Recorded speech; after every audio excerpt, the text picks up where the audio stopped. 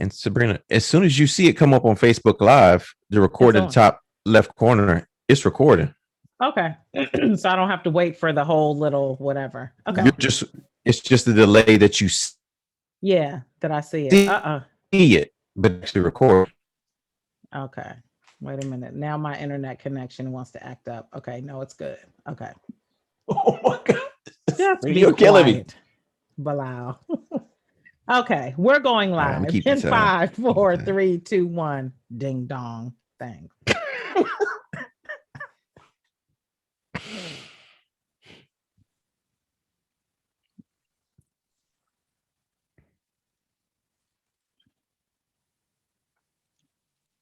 Just 1 second.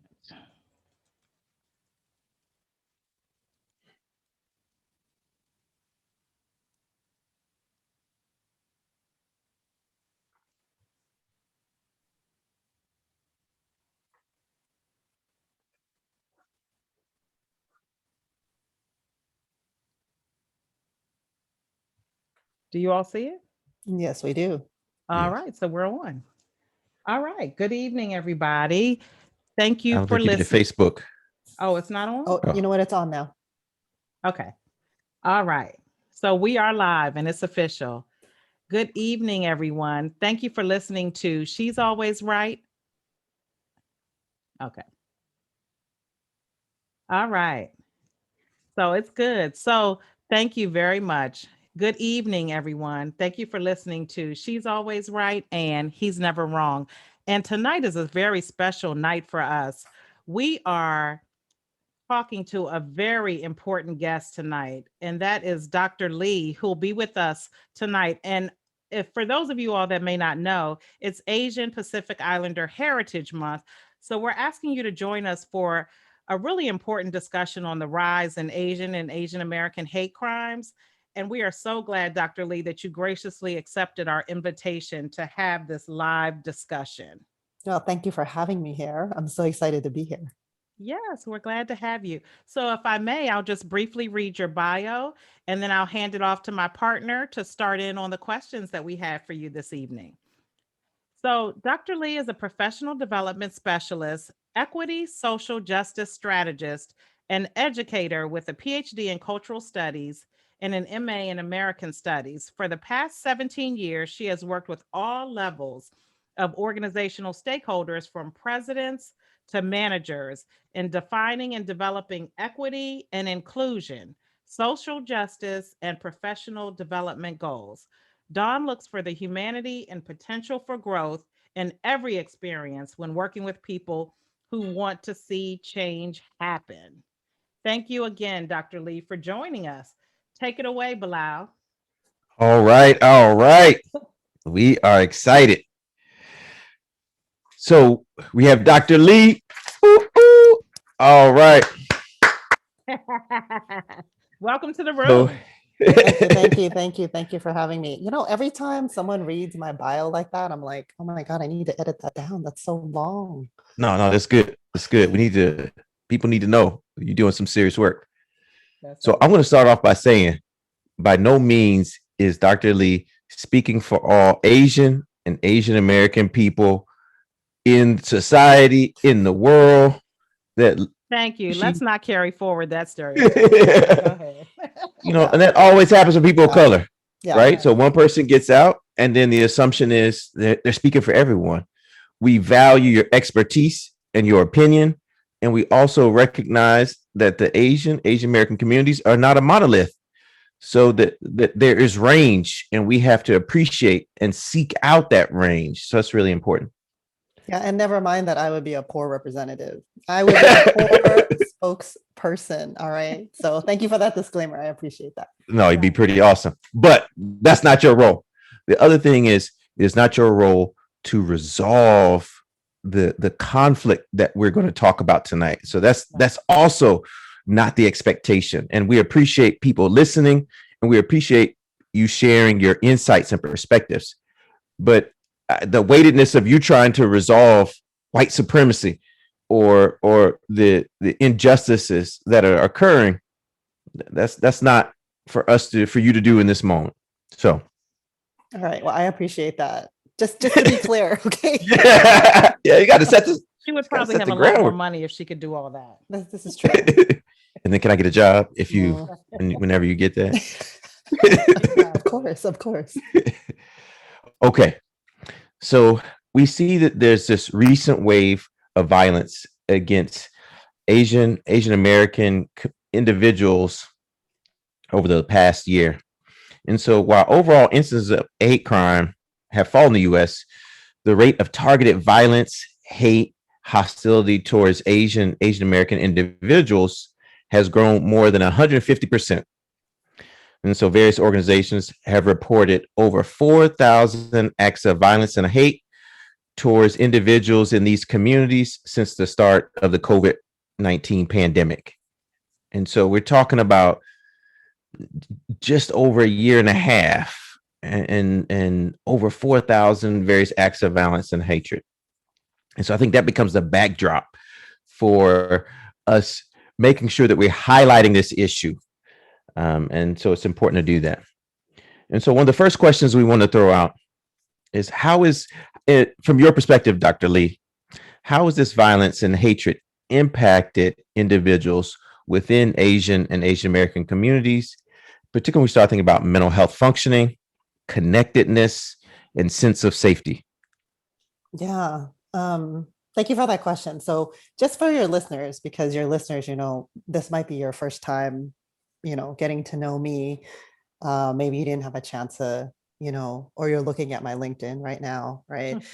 My background, right? I am not a medical doctor, all right, as was said earlier. My background is really I'm a sociologist and an ethnic studies person trained by training, right? Which means that what's important to me is looking at how people have relationships with one another. And then because of my cultural studies training, I'm really about looking at the things in society that create the situations we all live in.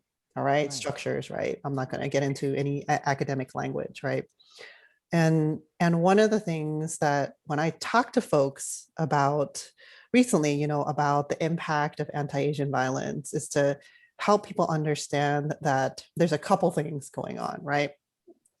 So first, right, I think many Asian and Asian Americans, this might be really the first time where they feel really confronted with the realities of what racism directly feels like, the impact of racism in terms of the threat of violence, right? And for many of them, right, because they've been able to live with a certain amount of privilege with, especially East Asians with near white kind of status, right? Many of them are confronting this for the first time has been really unavoidable, right? And as a result, right, many Asian and Asian Americans, are really struggling with what it means, to see these acts of violence being perpetrated, and since Atlanta happened, right? For example, I'm going to be super concrete here. Since Atlanta happened, those 6 Asian women were shot and killed, right? I have held space for Asian and Asian American communities in terms of processing, in terms of thinking about, what's going on, probably 8 or 9 processing sessions, right? For Asian and Asian American communities, all different, like higher ed institutions, nonprofits, even like elementary schools. I've been trying to hold space for people to try and make sense of what's going on, right? And I would say that the impact of this has been really profound, right? Some people are at a loss of, what this all means. So I have students who I teach in my Asian American Studies class. They're afraid to leave the house still, and they're fearful of their grandparents, their parents leaving the house, because there's a lot of folks who live in intergenerational households, right? And as a result, right, that connection, that sense of support that you would have from the broader community, from the broader Asian and Asian American community, is not there, right? And that sense of safety, even just, I mean, can you imagine not even being able to feel safe enough to leave your house, Mhm. right? So I think those are just some of the immediate, impacts. And I'll also add one more thing, right? Because for many and Asian Americans, this might be the first time where they're really thinking about this, or maybe they've thought about this. And because I don't want it to make it seem like Asian and Asian Americans haven't talked about this or haven't tried to speak out about racism that Mhm. they've experienced in the past, right? It is they're grappling with this reality of maybe they spoke out in the past and they haven't been believed, they haven't been listened to, they've been Mhm. gaslit, Mhm. right? And so there is this re-traumatization that's happening for them every time they see, something on, the news, or, they're reading something about someone getting attacked. So you Mhm. also have a lot of trauma that's coming back for people who maybe have not dealt with it before or have tried to deal with it, right? And they don't necessarily have the same kind of language or ability because they haven't had that support, Mhm. in the Mhm. past. So, yeah, those are some of the things that I'm seeing. Right. I would be curious just to ask, just as a follow-up to that, Dr. Lee, what do you think for those people that, I guess when you think about Asian and Asian Americans and the communities in which they live, obviously many people live in communities where there are large populations of people that maybe share the same ethnic group or speak the same language or things of that sort. So now you had this kind of multiple incidents in a very short period of time. And I don't want to deny that there hasn't been violence in this community, hate crimes Mhm. of such before this time. I think the shocking part for the rest of the world was so many in a short period of time, all women and all of that. And I'm just curious as to what do you think the difference in reaction has been between the men and the Mhm. women in these households, and have you seen an impact there, at least from what you've been hearing in your groups? Yeah, that's a really great question, because there are also people who have lived with this violence or the threat of violence their entire lives. All right. Mhm, So I'm here in the San Francisco Bay Area, right? And when I talk to folks that live in play, like I grew up in San Francisco, right? mhm, And so when I talk to folks who are in San Francisco and Oakland, right, a lot of them also say, right, because I've held space for some groups in Oakland as well, right? They're like, I said, I don't understand what the big deal is, because has been happening for so Mhm. long. mhm, Why is Mhm. it now that people are suddenly paying attention? mhm, Right. And so you hear that from both men and women who are just like, I don't get it. This should not be shocking, because there mhm, have been people who have been killed, right? There have mhm, been people who have been hurt, right, in these communities, right? Folks have chosen not to pay attention to that. mhm, Mhm. mhm, Mhm. But when we look at the ways in which women and men, I think, are showing up in this, right, it really runs a gamut, right? I mhm, mean, I mean locally, right, and I would also say nationally, right? People who are on the front lines of doing organizing work, of people who are organizing a lot of the street patrols in, say, places like Oakland Chinatown and San Francisco Chinatown, right? mhm, A lot of those efforts are being spearheaded by folks who have already been in communities, right? mhm, We have, women who are also organizing solidarity rallies, mhm, who are speaking at. We have a lot of, Asian and Asian American women who are speaking very, very publicly, right? mhm, Mhm. We have a lot of men too who are also speaking publicly, who are there, who are trying to ensure and safeguard, these communities, right? So I mhm, think, um, I have not noticed, I would say, a gender difference, right? But I would say people are showing up in ways where they're finding connections to communities that they're already working with, right? mhm, At least here in the Bay Area. mhm. Sure. I really appreciate this nuanced way you're talking about it. But I think I'm also hearing you talk about the maybe for some within Asian American community that it's been a more of an academic discourse that these things are happening. It's not happening to them directly. Mhm, Mhm, Not everyone. It's mhm, happening to people. but so I think for that percentage of individuals who weren't experiencing it, they knew someone or they knew someone who knew someone. Now it's happening directly, Mhm, or that fear is direct. mhm, And so as I was listening to you say that, I think that maybe is part of the change, because it's not, well, this, maybe it will happen. Now I think the rhetoric, I would I don't want to say assume, but I would guess it may be that we have to prepare as if it's going to happen. So mhm. what do we do next? Yeah. Yeah. And I think that, I would agree with that. Yeah. yeah. And I was just to your point of just kind of that re-traumatization, to have to say it's going to happen versus will it happen? Will it not happen? So Yeah.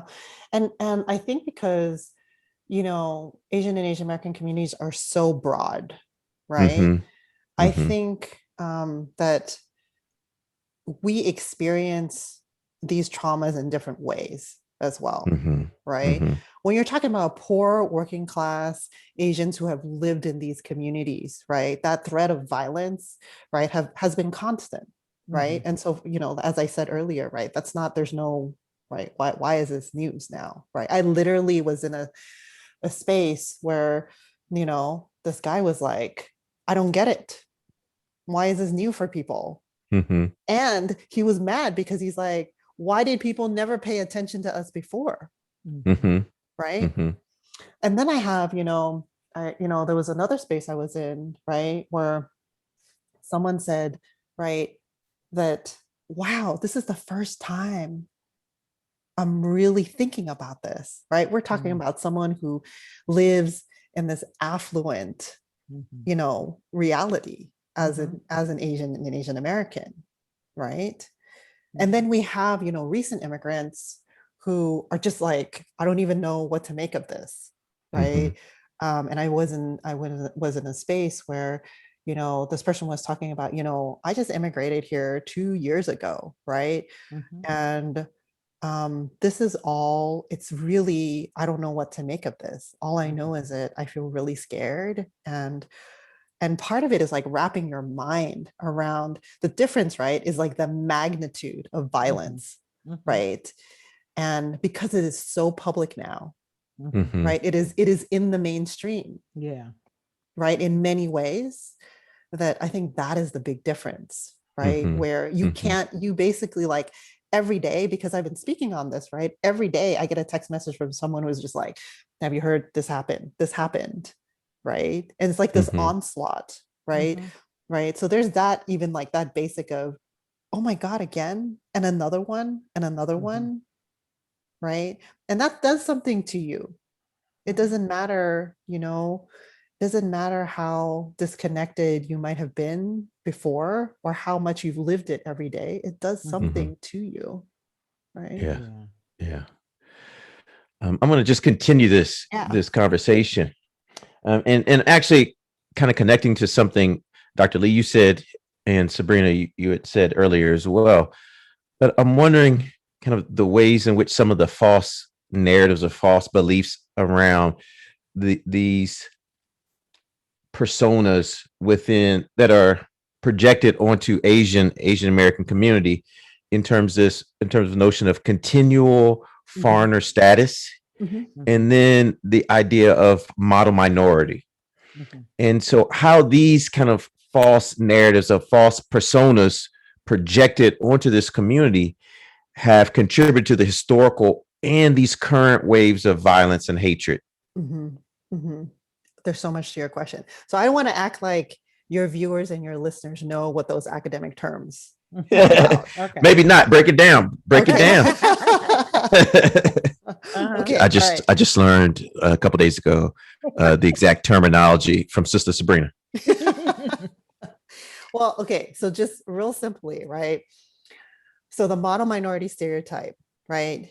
I know that you both and your listeners, your viewers already know what it is, but maybe you don't use that term, right? So the model minority stereotype, it came about in, I would say, the mid 60s, right? And this perception that Asians, specifically Japanese, Chinese, and Vietnamese Americans, were the success story, right? Mhm. The ideal success, the immigrant success story, right? And so on the surface, it seemed like it was a good thing, right? But Mhm. really, it came about as a reaction to Black radical civil rights activists. Mhm. Okay. So we are at a time, see, it's not by accident. I always tell my students this. I'm like, nothing's by accident. Mhm. All Mm-hmm. right. Stuff always comes like, I mean, when you have folks, look at who's controlling the media, right? It was Right. not by accident that this came out during this time, right? Because at this time, right, we were seeing the slow but incremental successes that were coming from the civil rights movement, right? Black radicals were calling out and, many, forcing institutional change, right, at that Mhm. time, right? And the white establishment at that time quite brilliantly needed a way to discipline Yes. these Black folks, Mhm. right? And what better way was there to come up with a model minority stereotype, basically saying that, look at these Asians, right? All they did was come here, they didn't even speak the language, and they were able to pull themselves up by their bootstraps, right? And look at them, they're fine, they're great in school and everything, right? Not Mhm. understanding that the pattern of immigration, right, for Asian groups at that time, right, was that you had highly educated groups of Asians allowed into the US Yeah. leading up to that moment, which is why many of them, the educational attainment, right? They had resources that they were Mhm. bringing with them. Mhm. Okay, so not a lot of people know that. All Yeah. right. Mm-hmm. Mhm. And this is why, right? Because the US, right, has always admitted groups of people that they preferred, Yes. right? And so the Asian groups that they preferred were the educated ones, were the business people. All Yeah. right. They weren't going to let any kind of riffraff in. All right. Right. So so at that time, right, this was a brilliant move because you have a way to discipline Black folks and also Latinx folks, anybody else who was trying to call into question uh, a structure, right, that was oppressing people of color, right? Mhm. Here you have this Asian group, okay? So this makes it really complex, okay? Because going back to your question, Tamakui, right, is it, when we think about these acts of violence, right, and we understand, right, one of the things that I've been asking people to think about is, why is it you don't have the same response to say something like those 6 women killed in Atlanta as you do George Floyd? Right. Mhm. Mm-hmm. Mhm.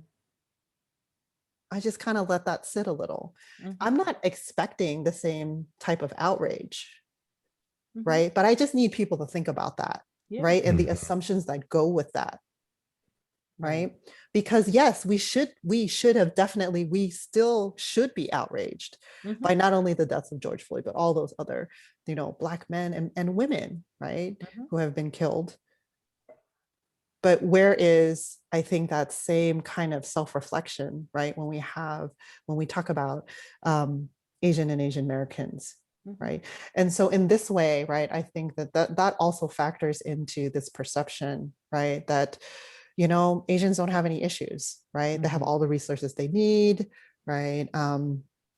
And you know what? They're just experiencing this right now. It's just like a couple of random white people, Black people who are, there are opportunities of violence, Right. opportunities of, it's nothing, it'll pass. Mhm. And I believe me, I've heard that too, Mm. right? Okay. And what that does is there's an inability to look at this as a more systemic issue, Yeah. right? This is me going back to systems, right? Because when we look at it, when we start looking at it as a systemic issue, we begin to understand, right, how Asians are right now, right? Actually, very early on too, right? Mhm. When these acts of violence started happening, right? It's not by accident that media portrayed this as a Black on Asian thing. Right. Mm-hmm. Mhm. Dr. Lee, if I can just Yeah. interrupt you for a Mhm. second, Go ahead. I think you really are raising so many good points. And I think, Dropping you know, science. I mean, all day, all night. But I'll tell you, it's just so interesting to me how when we look at the larger system that we live within, ultimately, it really is tied back to the fact that there has always been division. Oh, whenever you're trying to maintain power, there's always division as one solution to maintaining your power. So you Mhm. have your group of, white Americans who are absolutely committed to maintaining control over this country. So now you have, loads and loads of people that do not look like this ruling class, for lack of a Mhm. better way to say it. Mhm. And what is the best way to prevent them from organizing is Right. to divide them. Exactly. So, it's always the pit each other against one another. Right. And at the end of the day, we are all brothers and sisters no matter Mhm. what. But I think, even within communities, there's, inner fighting about, oh, well, we have Asians in our community that own all the stores, Mhm. or that do this or do that, or like you said, have pulled themselves up by their bootstraps. And I'm glad that you really made a point of mentioning the immigration laws too, because what people don't understand is prior to obviously the Vietnam War was going on, Mhm. from the late 60s to the late 70s, in kind of pre-refugee, when there was an influx, particularly of Vietnamese Americans that Mhm. came in. And I happen to live in a community where it was a receiving port for Mhm. a lot of Vietnamese Americans. But prior to that, a lot of the immigration laws are really tied to you having so much money in the bank, Mhm. being able to demonstrate that you own property, or Yes. that you have all of these ways to basically prove that you can pay a lot of taxes when you Mhm. come, and Yes. then welcome to our country. And I think from there, as a result, it's very easy to say, oh, well, this group did very well. Well, they were doing well in their country, which is why Mhm. they could afford to come over. Right. Mhm. So if you've already been working in a system that you've been successful, then the likelihood that you're going to be successful somewhere else is probably pretty likely. However, I'm sure for those many working class individuals or even poor folks that maybe tried to come in at that same time, deny, because you don't have this, you don't have that, you don't have this. So I think ultimately, at the end of the day, I mean, as much division as I think our country could maintain, the better for those who want to maintain the Mhm. power.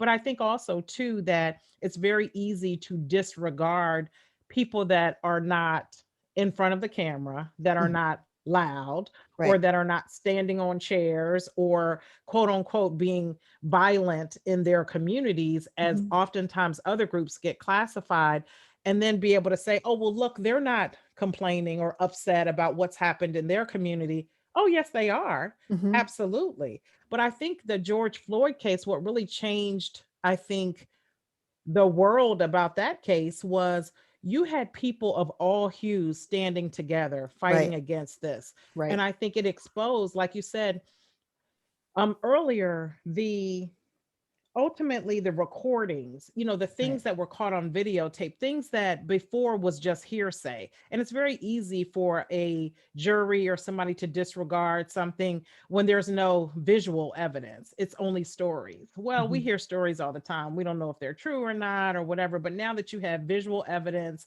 it's a different scenario when Tom McQueen tries to tell me something versus shows me something. Exactly. So Yeah. Yeah. but I'll tell you anyway, something every day. well, Yeah. and mostly he doesn't know what he's talking about. So what we'll say is that from there, anyway, I'll stop talking now and give it back to you. But I did want to just acknowledge one question that we have from somebody watching online, Mhm. and that is, Dr. Lee, why do you think it is that these types of crimes have been continuously hidden from mainstream? And this comes from one of our regular listeners, Angel Whitman in Atlanta. Yeah, that's a great question.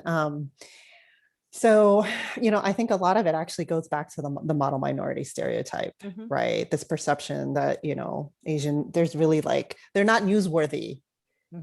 at the end Mhm, of the day, mhm. Hmm. right?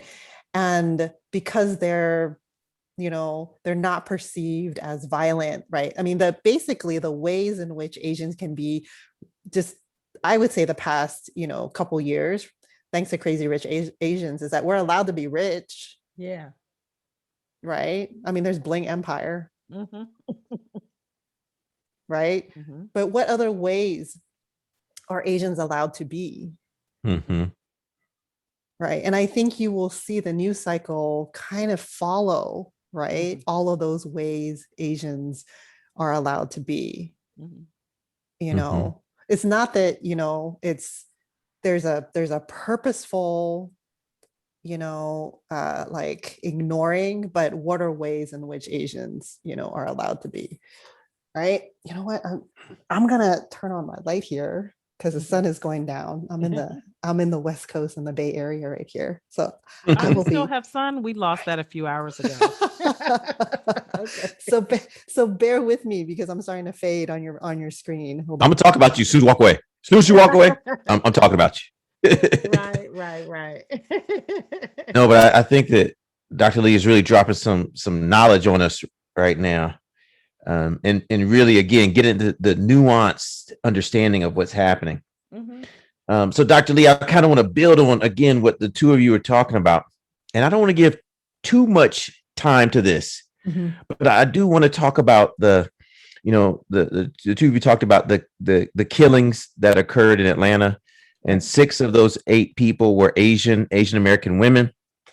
And so when the police were talking about the shooter, they said, well, this individual is dealing with some issues, potentially some sexual addiction. And so they really talked about it in a way where they were ignoring the race and obvious race and gender dynamic Mhm. of the victims Mhm. of these shootings, and even initially not wanting to connect these events to kind of connecting the events together. And so I'm wondering if you could maybe speak to the rationale. And I know I'm asking you to get into somebody else's brain, somebody else's mind about it, Mhm. but I think that happens repeatedly, Yeah. particularly within Asian American community, and particularly in this intersectional dynamic of race and gender. Mhm. Mhm. And so I'm wondering if you could just talk a little bit about that. Yeah. I think here in the United States, we have a reluctance to name racism Yeah. right where it is, to name sexism right where it is, right? Um, and I think that's part of the big issue, right? Mhm. And with media, if you're going to call something racist, if you're going to call something sexist, homophobic, even, right, Mhm. you better damn well be sure to come with evidence. Right. But we all know that some of those things, it's not easy to say, look, obviously, right? Mm-hmm. But what the difference was when that happened, it was so clearly not only about race and gender, right? That the outrage that media did not name that, right? Mhm. Especially, when that police representative said exactly those words of like, oh yeah, the guy was just having a bad day, right? Mm-hmm. Mm-hmm. I mean, people's heads exploded. I mean, I'm Oh talking yeah. about Asian and Asian Americans in particular. If you were not thinking about the impact of anti-Asian violence on you at that moment, everyone knew at that moment Mm-hmm. how ridiculous that moment was, right? And I think for many people, that's when things really, if it didn't hit home for them then, right, before then, it hit home for them, Mhm. right? Mm-hmm. Mm-hmm. Because by not having gender in particular named, Mhm. especially when it was so obvious that the man Mm-hmm. targeted these places, Right. targeted these women, right? To not have gender named like that was incredibly offensive and really showed the extent to which, we have this inability to talk about not only racism but sexism. Mm-hmm. Right. Mm-hmm. And I think we can't deny too I think the in defining racism, I think sometimes there's this confusion about um unless you see somebody burning a cross in someone's yard Right. or Uh-huh. beheading people and writing negative names on their face or something, that it's not racist. And it's like there's a continuum, last I Right. checked. Yeah. And from microaggressions all the way to again, burning crosses in people's yard and wearing hoods and all of that. Mhm. And it's like, well, well, just because, he didn't do this, then, it may not have been racist. And even the sex addiction, argument, I think that also spoke to the underlying stereotype that goes with Asian women being Yep. sexual objects. Mhm. That wasn't Mhm. necessarily talked about, Mhm. but I mean, it's kind of understood and accepted. I mean, violence against women obviously is an ongoing issue, but Mhm. particularly I think with Asian women and kind of the press that has come about, I think in Right. the last probably 10 or 15 years around, Mhm. the sexualness, particularly as you have people traveling to, Mhm. the East and experiencing these different experiences, I'll just say, Mhm. in various countries and things of that sort. I just think that, all of that is so overlaid in all of this as well. And I Mhm. just think that, we give these blanket excuses to people about, it's okay because of dot, dot, dot, Mhm. well, I have a bad day a lot of days. So does that give me permission to go out and kill Right. somebody? Yeah. No. Yeah. Or Yeah. whatever. But And I just think it was so yeah. disgusting, the Yeah. thought. Mhm. And I'm really glad you brought up that really the sexualization and the fetishization of Thank you. Asian Mhm. women, right? Mhm. Because that is where, right, the model minority stereotype becomes incredibly gendered, Yeah. right? Mhm. So the ways in which, right, Asian women, right, are the good immigrants because they want to please, because they are, these ideal, women, Mhm. right? Again, right, if you think about it, right, in contrast to the problematic Black woman, Right. right? So Mhm. again, I mean, this is where, I mean, if you want to talk about intersectionality, right, going back to your first question, right, that's where a lot of this, comes Yeah. from, and the Mhm. history, Mhm. right, of colonization, of imperialism, right? We're not Mhm. even talking about Mhm. Vietnam, we're talking about the Philippines, we're talking about, like all of the places where there's been American intervention, Mhm. right? We see a pattern of Asian women being sexualized, Yep. right? Mhm. So, and I think, how do I say this too? Right, going back to what you were talking about naming racism, right? So lately I've been thinking a lot about how to talk about like white supremacy to people, especially people who are like not academics, because I'm Mhm. I'm all about like I'm trying to have a conversation with you, not like talk at you, Right. right? So it's like when we think about racism, right, we actually don't realize how racism and white supremacy actually shows up in our everyday lives, which makes it Yes. really hard, right, to Mhm. name this kind of stuff when Mhm. when it happens. That's why, because hey, the guy can have a sex addiction, and you know what, he could also be racist and sexist and Yeah. misogynist, Yep. all of the Right. above, Mhm. right? Right. And what white supremacy does is creates this inability for all of us to name all of this at the same time. Mhm. White Mhm. supremacy is also the reason why we don't know each other's history, right? This is the thing I've Mhm. been saying a lot to people, right? You think white supremacy is just about, it's about something that Asian people need to think about right now. The white supremacy is the cause of this, and it's just about Asian people. White Mhm. supremacy is the reason why Asian people don't know about their histories, and why you don't know about our histories Right. too, because it's been Mhm. denied, right? That's racism. It's been denied in Mhm. our curriculum across Mhm. the Mhm. board, Mhm. right? So when you think about the ways racism shows up for people, you're absolutely right, Sabrina, right? It shows up in very many subtle, it's not, someone's not going to show up and burn a cross or show up in their hoods, right? Exactly. Like there's many ways in which racism subtly Yeah. shows up. Yeah. Yes, and even one of our listeners, I think, is in agreement with that. Treasure has really talked about racism being multifaceted, and Right. I mean, she's absolutely right. There's just so many layers there, and it's like the further and further you dig down, the deeper the root gets. And it's, again, I just think it's built into the fabric of this country. And I mean, we could tear the house down and it would still be in the air. I mean, Exactly. that's how deep Mhm. rooted it is. Mhm. It's Exactly. very, Mhm. And I'll just mention, right? So in my Asian American Studies class, one of the things that I teach is actually the first two episodes from the mhm, 1619 podcast. All mhm, right. So episode 2, right, is amazing. mhm. So have both of you heard it? The second episode of I haven't heard 1619? it. Okay, No. you No, now I have got to get to. on it. I got to All get right. on You it. know what, listeners, viewers, you gotta, if you have not listen to this, right, it breaks down, right, the ways in which American capitalism was built on the system of slavery. Yeah. Mhm. Okay, modern American capitalism was built on the ways in which slavery was systematized. Okay. And you're like, I thought you're teaching Asian American Studies class, right? So the reason why I have my students listen to both of these podcasts is because they understand that the systems that built the ways in which we can name and identify racism, right, is not a problem, like it's not a contemporary problem. It goes way back and is built, it is, Nicole Hannah-Jones loves to say this, it is baked in, Mhm. right? It is baked into our very Mhm. existence. So Sabrina, you're right, even if you burn down everything, we have to work damn hard Mhm. to address that still. Yeah. Yeah. Yeah.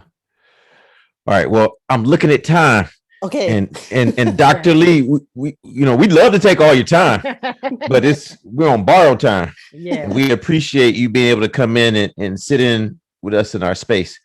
And so I don't want us just ending and leaving in this space of, and it's a lot to deal with, but I Right. also I want to hear from you, or you share your insights on we are now gaining awareness, but the action Mhm. that you would share your perspectives on that we need to have. And I'm not saying the onus is not on Asian American community, but I'm saying, what do we as a society, particular in this country, what do we need to do to address? What is the action to be engaging in the stopping anti-violence, Mhm. and this critical moment right now for our Asian and Asian American brothers and sisters?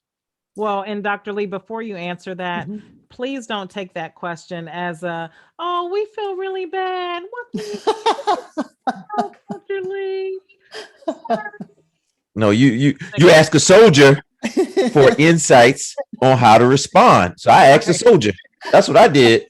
Right. I'm just saying for those that are thinking, no, that's not what we're asking.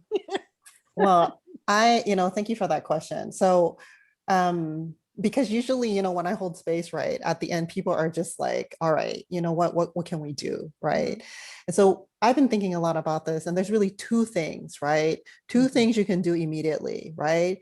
So first, right, look at the community-based organizations that are already doing stuff. You Mhm. don't have to, go and create something new, right? These are the folks who have been on the ground doing Mhm. work already, right? These are the communities that have been serving Asian and Asian American communities, right? And it's all about showing up in whatever your capacity. There's a role for everyone, right, to be able to do this. If you're still in those early, stages of trying to understand and you're not quite sure, give to these organizations, right, until you feel like you can be present. Okay, so that's number one. There's plenty of organizations out there, right, who are doing the work. Second, right, in addition to, of course, educating yourself, learning, the history and all that, right, Mhm. look at other groups.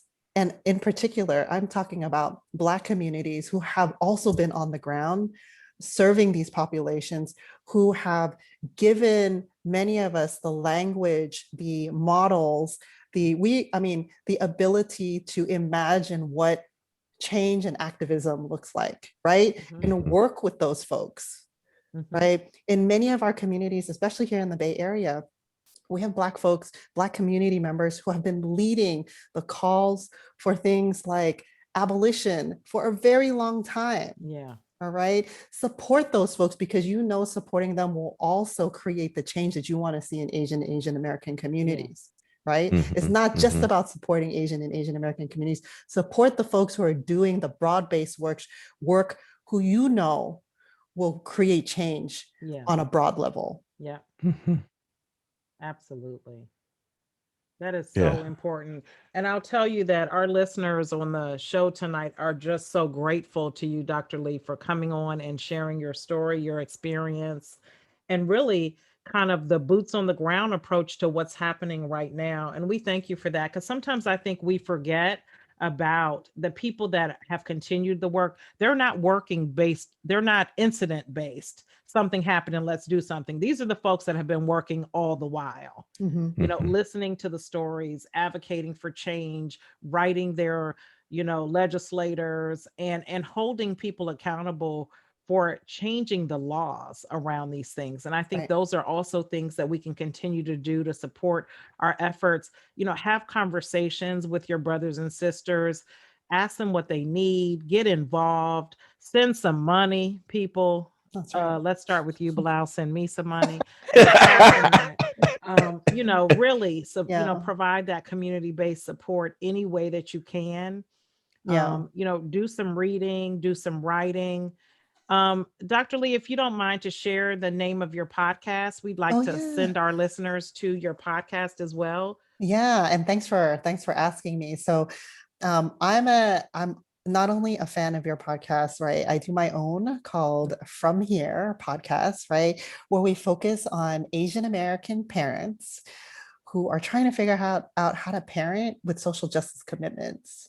Oh, wow. Right. So From Here podcast, we're at Instagram at From Here, and whatever platform app you like listening, we're there for you. Great. Wonderful. So glad to have you. Thank you so much, Dr. Lee. And Bilal, do you have any final thoughts before we close us out for the evening? Smoke. Dr. Lee brought smoke. When you see Y'all smoke, wasn't you know ready, it's were you? fire. That's right. That's smoke. Dr. Lee, we're Yeah. so thankful for you coming on the show and just dropping science and just bringing the smoke. So thank you so much. I know we're over, but I just want to appreciate both of you because y'all didn't have to talk about this, but you decided to create space and do this. I really appreciate it. And I appreciate all of your listeners and your viewers who are tuning in right now, who have been listening, who have been engaging on Facebook Live and thinking about this, who will be engaging on YouTube. I mean, I just encourage you to continue listening and watching this podcast. Y'all are doing some amazing things and having some wonderful conversations. Thank you so much. Thank you so much, Dr. Lee. And we really appreciate you. We can't thank you enough. We will continue this work together as a family. You are officially a part of the She's Always Right, He's Never Wrong family. So don't be surprised when you get asked to come back to talk about something else. But no, seriously though, we are so happy to hear that we have a sister in the struggle along with us, that we will, link arms together and get this work done. So thanks again. And for our listeners, thank you for listening to She's Always Right and He's Never Wrong. For this evening's podcast, we are out. If you want to follow us after this, we're on all of the major platforms: Facebook, Instagram, Twitter, and now we're on YouTube. So look for us there. Hey, we have a channel, y'all. Take care. Good evening. All right. And that's how you do it. Yay! That was awesome. Thank you so Yeah, much, you both. That was really Thank you. good. Thank you, really Dawn. good. We had a lot of we had about maybe 6 people or so listening, but we got a lot of questions. Good. Oh, we got some sad face with tears. But my sister-in-law from Seattle was listening. Very good. Awesome. Awesome. She's a really kind of white woman, but committed to the cause, sister. Mhm, Seriously. She is doing the work for sure. But yeah, no, we had a lot of good feedback. A lot, see, people jump on and off because I think they see the live and it's like, oh, because I didn't see her on there earlier. But looks like we got a lot of comments. People were really excited. A friend of mine who's a flight attendant, she has been pushing our podcast through the Delta Airlines. So, Oh, that's amazing. Awesome. Awesome. yeah, so that was really good. But Dr. Lee, we don't want to hold you up all night. We know that you are busy, but I just wanted to say thanks again. We are so Yes. glad. Oh my gosh, from one podcaster to another. Oh my I think gosh. Sabrina's writing you a check. Let me So I know. think you should look for a check. I Let me think. know how I exactly. can support you both. All right. Oh, thank you so I'm- much. Our next one for sure. I'm gonna make sure that I mention and anytime I'm gonna push folks out to y'all. Yeah. So Thank you so much. Thanks Same. so much. That's good. Okay. Thank you. Take care. Good night. All right. All right, Good bye. night. Take care. So Bilal, you wanted me to stop the Zoom recording? Yes. Okay. Stopping Zoom.